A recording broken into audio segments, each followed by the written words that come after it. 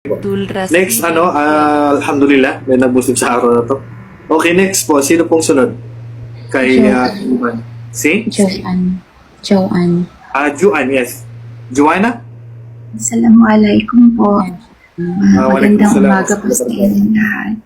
Magandang umaga. Nagbalik Islam po ako noong 2012. Tapos, ako lang talagang natuto ng lahat-lahat. Nag-research ako, nag-attend ako ng mga events sa pag may mga conferences po nakakapag-attend ako. Tapos, alhamdulillah, maraming mga resources naman online at may mga nakakausap ko pa ilan-ilan. Ngayon lang ako nagkaroon ng pagkakataon na makapagtanong talaga sa mga concerns ko. Ako po kasi ang unang nagbalik Islam sa aming pamilya. Meron po akong, dati may asawa po ako na nag-asawa kami, pero hindi siya Muslim. Matagal na rin kami hiwalay, pero meron kaming 2 anak.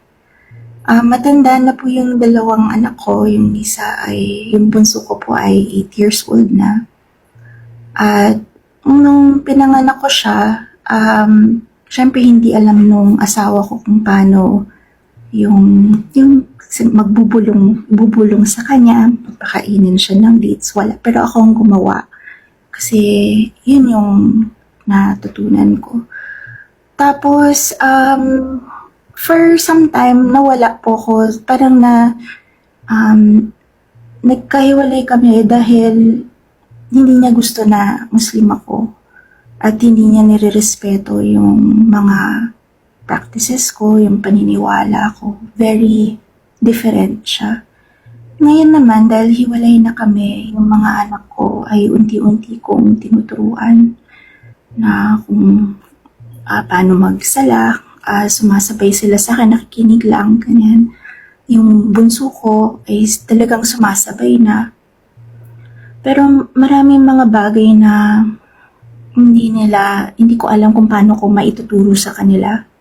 Kasi lalaki yung bunso ko, babae ako, maraming mga bagay na hindi ko alam. Maliban pa po doon, silang dalawa, tinanggap na nila, nag-shahada na sila, kasama ko lang. Kaming 3, wala kaming any certificate of conversion. At gusto ko sana na magkaroon kami noon kasi syempre ang buhay natin, hindi din natin alam kung anong mangyayari. Wala kaming, sorry, emotional na ako kasi pag kinuha na ako ni Allah, kinuha sila ni Allah, paano na kami? Walang ibang nakakaalam sa amin. I mean, sa pamilya namin kung paano, kami lang talaga ang nakakaalam among ourselves. So, wala akong community, wala akong... Sister, nasan po kayo ngayon? Nandito po ako sa Taguig, sa BGC po. Sa BGC, sa Taguig po. Sister Aliyah, nasan po kayo? In Quezon City po. Sa Quezon City, di ba nandyan yung natin? Nandyan yung NCMF? I'm not sure, Ustads, kasi I haven't been to the mosque talaga. Pero ikaw, Sorry. Aliyah, may certificate ka ba sa Islam? Wala. Wala po. Unfortunately, wala Okay. pa. Inshallah. Pwede kayong pumunta sa NCMF para mag-apply po ng conversion certificate sa Islam. Diyan po sa NCMF. Pangalawa, pwede po kayo mag-iwan po ng last will na kung tayo, siyempre lahat naman dadaan sa kamatayan, na dapat tayo po ay ilibing sa libingan ng mga Muslim po. Dapat meron tayong last will. Pwede po natin itong iparehistro po. Yan pong pinapayo namin sa mga balik Islam para hindi sila mailibing sa libingan ng mga non-Muslim. At Sister Joanna, pwede niyo po ako i-message para mag-guide ko po kayo. Pa-message po at pahingi na rin po ng inyong WhatsApp. May WhatsApp po ba kayo, Sister Joanna? Meron po. I-PM nyo lang po ako tungkol sa problema nyo na yan para may guide ko po kayo. Opo. Inshallah. Meron pa ba kayong question maliban doon? Um, yun nga po, kung ano kaya sa 8 years old po na lalaki, ano po ang mga importanteng maituro ko sa kanya ngayon? Nag-memorize kami ng Al-Fatiha niya, sumasabay siya sa pagsasala. So, alam na niya kung paano yung tamang pag-upo, pagtayo, pag-bow, pag-prostrate. Alam na rin niya yung mga basics lang na alam na kailangan kong, syempre ako natuto nung pinakauna.